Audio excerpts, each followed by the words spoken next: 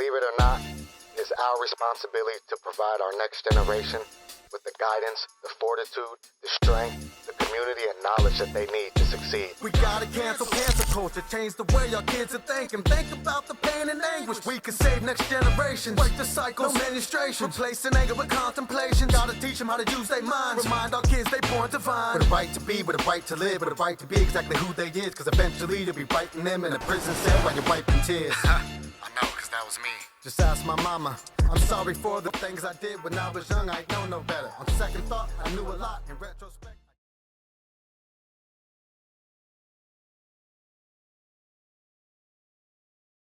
All right, so we are here, Chapter 1, A Blueprint for Parents, Breaking Cycles, written by yours truly, Coach B, Certified Parent Training Specialist, Certified Anger Management Specialist, and a few other hats.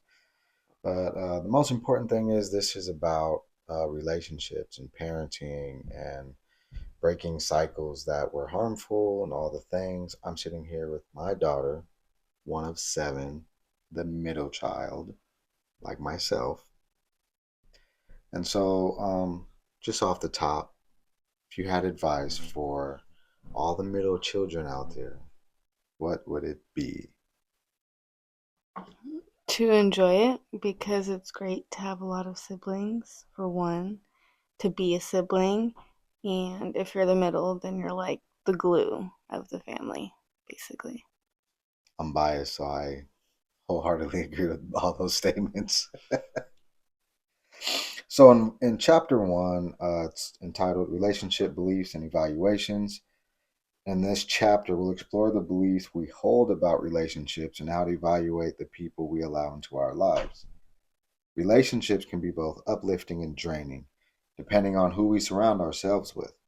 Understanding where people fall in your life can help you make more informed decisions about how much energy, time, and emotions you invest in them.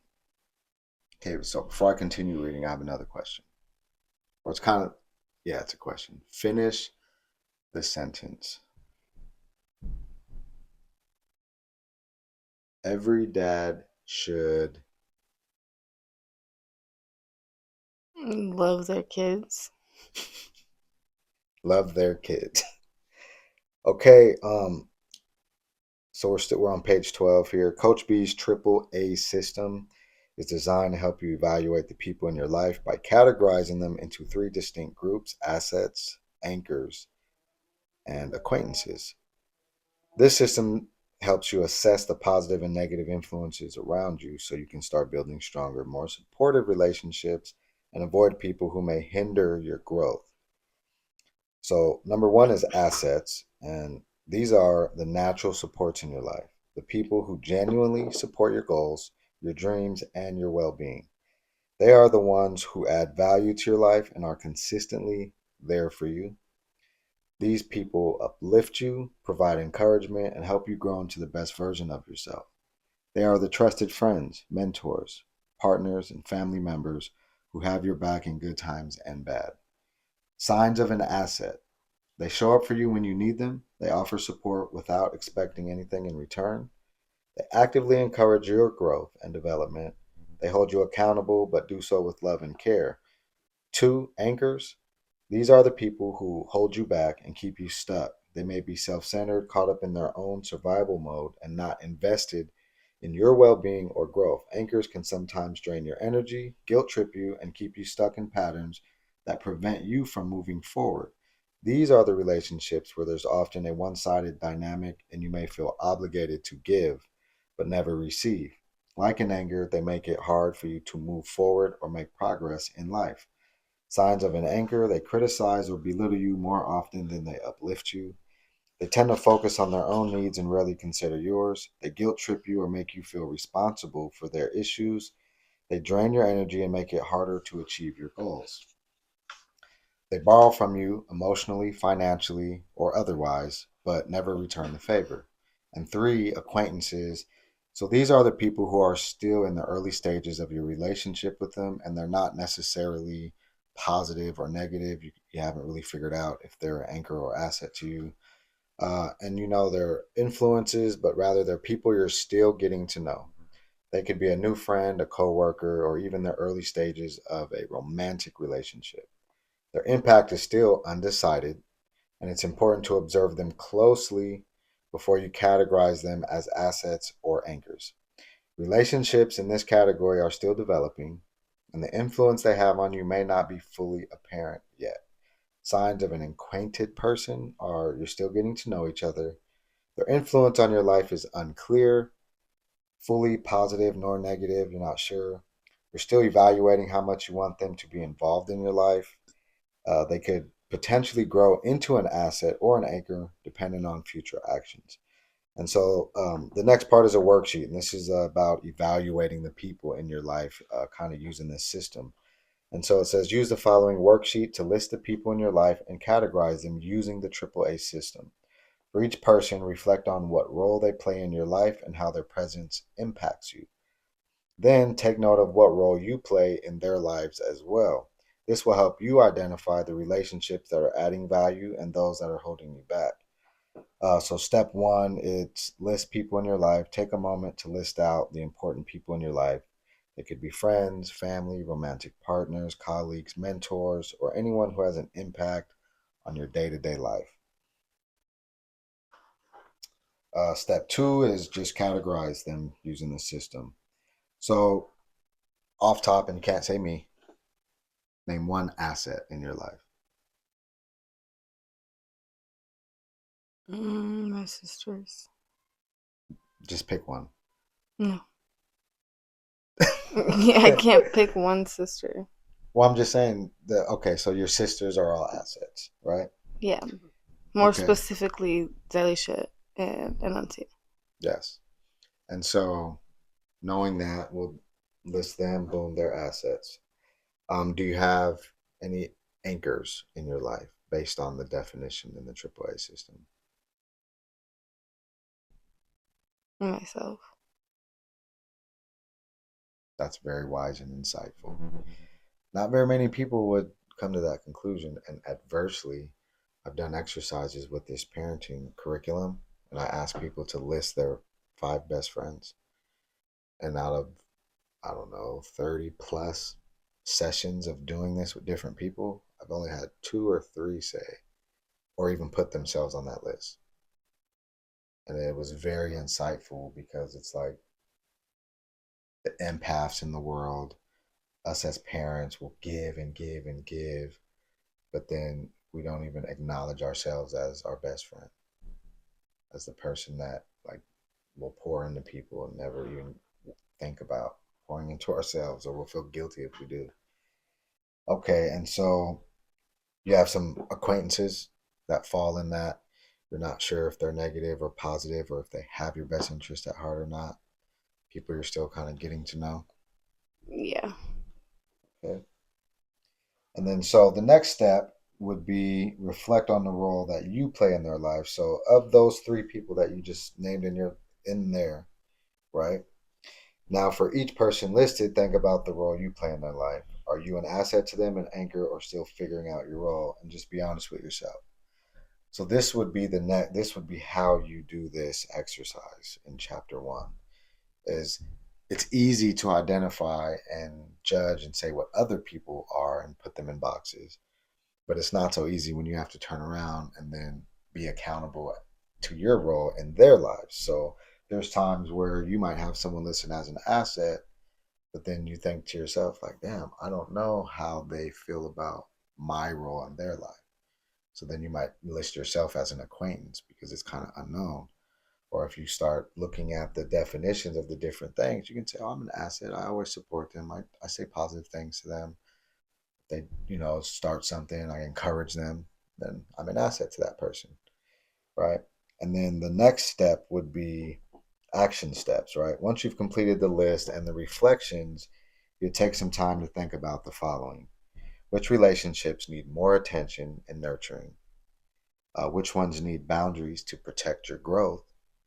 Are there any anchors you need to distance yourself from? And how can you show up as an asset in the lives of others? So you answer all those questions, and without getting in the details, would you answer Do you know in your mind which relationships need more attention and nurturing? Mm, yeah. Yeah. And then do you know or can you think of the ones which need boundaries to protect your growth? Yeah. Are there any anchors you need to distance yourself from? Yeah. And how can you show up as an asset in the lives of others? You can answer that. I mean, I just do what I can do. When people need me, I'm there. Wonder where you get that from. I love it. So, by taking this simple but powerful step of evaluating the people around you, you gain clarity on who supports your growth and who may be hindering it. This is the first step toward building stronger, healthier relationships, whether they're romantic, platonic, or professional. And then there's a lot of reflection space. And so, a couple pages of reflection, but also if you had your companion journal, you could kind of preserve the writing space. And if you run out of lines, there's a companion journal that comes with it, 150 pages. And then that is the end of chapter one. It's really kind of the foundation, just figuring out who's who, because it's one of those things like if you don't know or acknowledge what's happening in your life with the relationships, then how can you know how to navigate them? So the first thing we have to do is it's an inventory, being honest with ourselves. And it's very basic. And I made it simple on purpose so that people can just quickly, okay, these are the things. This is what defines an asset. So who are assets in my life and who am I an asset in their life? And that's what we're trying to do, because when there's disconnect, if I have a bunch of assets, but I wasn't able to identify myself as an asset, but maybe to one or two of them, then that tells me in the next part of the exercise, some of these relationships need more work from me. And then vice versa. If I'm identifying myself as an asset and these other people as anchors, now I have to decide realistically and honestly, what am I going to do with that data? Am I going to remove my currency from those situations, or attempt to have a direct conversation that says, hey, I've been doing some work on me and I'm wondering if I haven't showed up the way I could have, or anything, no judgment. I need data from you so I could be a better friend or a better sister or a better whatever partner, right? And so part of that is going to be really difficult, because it's really easy to judge things externally, but it's harder to look in the mirror, especially if you're not like happy with what's looking back at you internally. What are three things that you would give advice to dads out there? Mm, love your kids unconditionally. Protect them. Provide for them. And accept them. But I feel like that's how all parents should be, just in general. It is. Where do you think those beliefs come from, that you think all parents should be? Well, I mean, it's their job. It's what you sign up for, you know? You don't just have kids to have kids. And I mean, I guess since I got that in my life, so I just know that's how it's supposed to be. Chapter two talks about a belief checklist, and we'll get into that in chapter two. But the idea behind it is you take something that you believe, and there's a series of questions you ask about that belief to determine if it's yours, if it's a narrative that someone else provided for you, or are you good with the belief now, and can you keep that as a core belief moving forward? Like, is it in alignment with who you want to become? And so when I hear beliefs like that, and like that's your belief. That's not something someone said this is what it's supposed to be like. That's something that you said you got that, so you know that anything less than that would be not very good parenting. Yeah, all kids deserve love. All kids, all humans. I think people fail to realize that humans were put here to bond, and bonding is uh, paramount to our experience on earth.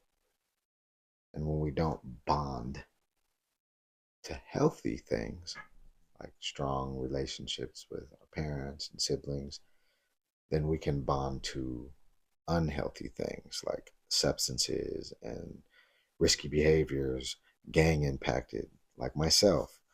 And so I think emotional intelligence is one of the most important things that a parent can teach, because the schools don't. Did you ever go to a class that specifically taught emotional intelligence? You ever even heard of it when you're going through school? No, Not even as like an elective or anything. no. I wonder why that is. Why do you not want our kids to learn how to communicate in school? How to express their emotions, how to be empathetic, compassionate. And if nobody's learning it in school, how do you expect parents who never experienced it or weren't taught it to teach it? You only know what you know. Um, so stay tuned for more. This is what we do. We're trying to build better outcomes, bring families together. I've seen a lot of torn up families for various reasons. As a family navigator and a family reunification specialist. And, there's whole companies that everything they're about is reunification instead of prevention of tearing families apart in the first place. That's just where my mind went when I kept hearing reunification, reunification. I'm like, well, in order to reunificate, you have to first break it apart. So how about we just don't do that and teach people how not to break apart or do things to. So that's my passion. That's why I wrote this book. That's why I continue to put out free content and a very affordable thing. Some of these classes, even to become a certified parent specialist, can be hundreds of dollars, sometimes more than 1,000. And for the low price of $50, you can you can get an extensive curriculum and tools. Because I'm not going to say that this is the blueprint. It's purposely written a blueprint because it's one of multiple pathways of how you want to do things. It's just like going to Lowe's or Home Depot and just buying a bunch of tools. Someday you'll need them, someday you won't. Like, you may never use them, but it's cool to have them. If you decide you want to build something, then you have them. Shit happens in your family and you had these tools, it would be a lot less traumatic and cause for panic and anxiety, and you'd feel a lot more confident if you were prepared for emergencies or situations, rather than having them happen and then having to go search for resources when you're in survival mode or high stress panic mode. It's better to just have tools now, even if you think, like a lot of people do, it'll never happen to me, right? You don't know. You don't know. It's better to have it, not need it, than need it and panic and go crazy because you don't have it and don't know where to find it. Any final wise thoughts to your younger three? Give some wisdom to both sides. Give some wisdom to your older three, and then give some wisdom to your younger three.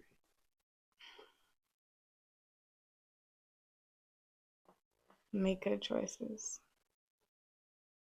Define good.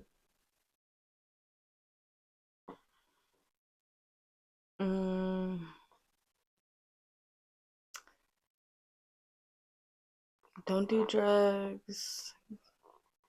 Get a good job. Build a career. Don't fuck around. Don't throw your life away. And for the older ones? That's to them too. Oh, you just gave them both the same. Kill two birds with one stone. That's what they all need to do. That's what they Focus all on need to do. getting yourself right. Focus on getting yourself right. Pursue internal evolution. Believe in yourself. It's not selfish to put yourself first until you're capable, because a lot of people think that, the martyr thing, I'm going to pour in and I'm going to always do and do and do, and I'm going to be everybody's go-to person. But at the end of the day, when you take a cup and you pour into something for their benefit, simultaneously you're pouring out. When you're grounded and that cup stays upright and it's overflowing, it's the overflow that you pour into the people around you, so that you're not sacrificing yourself to be good. And that's what emotional intelligence, self-care, meditation, whatever you need to do to be okay, to be able to have conversations, because communication should be the last thing that feels dangerous.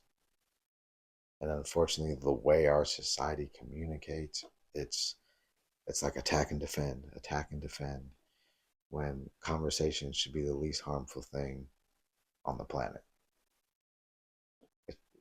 We have a choice. We can speak poison or we can speak medicine. It's literally a choice. Words matter, words hurt. And if you're not careful with them, you can kill people with them. And you can certainly kill relationships and confidence, and the trajectory, dreams can be killed with words. And on the other side of it, everything you could ever want can be built with words. You can manifest positive vibrations by speaking positivity into existence, by just being kind, not only to yourself, but to every single person you are in an engagement with.